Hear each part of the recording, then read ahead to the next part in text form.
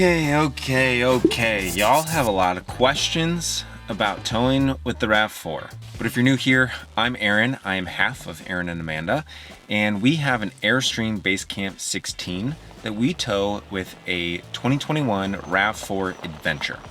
A lot of you have thoughts and opinions on that, and this is to answer some of those questions and talk about our experience as we look at maybe changing it up.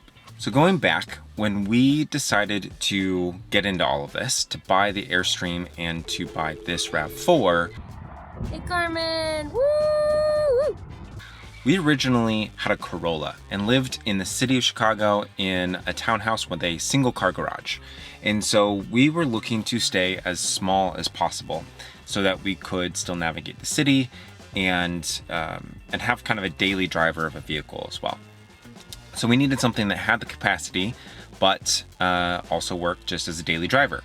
And that's how we ended up with this RAV4, because the Basecamp has a gross vehicle weight of 3,500. That's its max weight that it can be.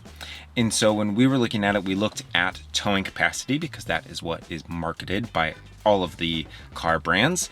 And we ended up here at the RAV4 Adventure, specifically the Adventure model, because it has a towing capacity of 3,500. What we didn't understand at the time was payload capacity, and this has a payload capacity of just over 1,000 pounds. And once you have us as humans, our dog, and the tongue weight of the trailer, you're pretty much maxed out. And that has worked out mostly okay. We know that we are pushing it on some of those numbers, and we've heard it from everybody on comments on Instagram and here on YouTube, but that is okay. We know that what we've been doing is kind of within the limits of what we could do and what we had capacity for at the time. And over the last 4 years, we have driven this vehicle. It has a little over 63,000 miles on it, and we have towed 26,345 miles. So about 41% of those total miles are towing.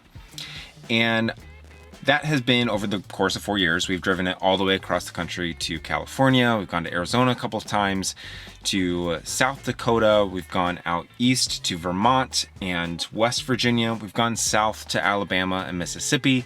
We've really been all over the place. That first year was definitely the biggest. We went a little over 10,000 miles. And then seasons 2 through 4 have been more in that, like between 4,500 and closer to 6,000. So the experience overall has honestly been fine. I know that everybody wants the extra capacity for safety, and we don't disagree. But this is something that has worked for us. We've been okay with what we've done. We've never felt truly unsafe or in a bad situation. It's gotten a flat and still towed okay. We were driving through southern Utah and back into Arizona and got a flat tire on the RAV4, and we're still able to go a little bit until we were able to pull off safely and get that taken care of. The only time where it really became a problem was in the mountains of Colorado. We had to pass through there twice, and those mountain passes were a struggle. Having a little bit more power, really on the towing capacity, not the payload capacity, would have been nice to be in a bigger vehicle with a bigger engine to be able to just have a little bit more torque making it up those mountains. And so that was the one time that we really were like, okay, this is something we shouldn't be doing with this current setup, and we've avoided that since. You know, we believe it's handled well in terms of windy conditions. We've been in a few where it could get a little hairy, but honestly, we felt stable and felt strong in those scenarios, and so that's not something that we ever felt a concern about. One other thing to note is that because your payload capacity is pretty much maxed out with this setup, it's not always the smoothest ride. If the highway is one of those that has more of the panels versus just asphalt being smooth, the bumps get a little much. And so we did install the airbags that go into your suspension to give it a little bit of a smoother ride. These are the airbags themselves. These go inside of the spring suspension. That does not give any added payload capacity or change those numbers at all. It's really about just the smoothness of the ride.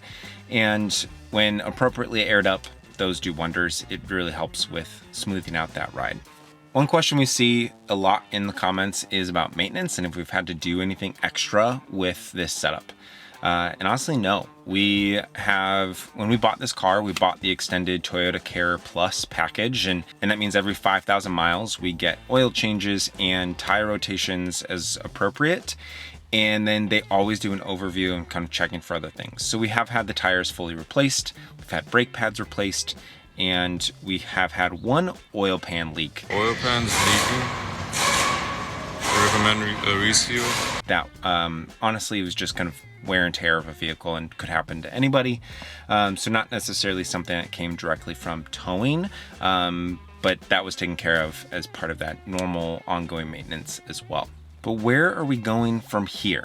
Because things that we have wanted to do but couldn't is really thinking about the kayaks and bikes and some other things that we want to bring with us. We have brought the kayaks with us, but those trips are usually a little shorter and it's a mess to kind of bring them because right now we cannot put those kayaks on the roof of the RAV4 and tow at the same time. We know our payload capacity would be over the limit by doing that. And so what we've done is we messily get the kayaks into the Airstream while we are towing to whatever campground or site that we're going to. And then once we get there, we can put them up on the roof and take them to the lake that we are planning on kayaking in.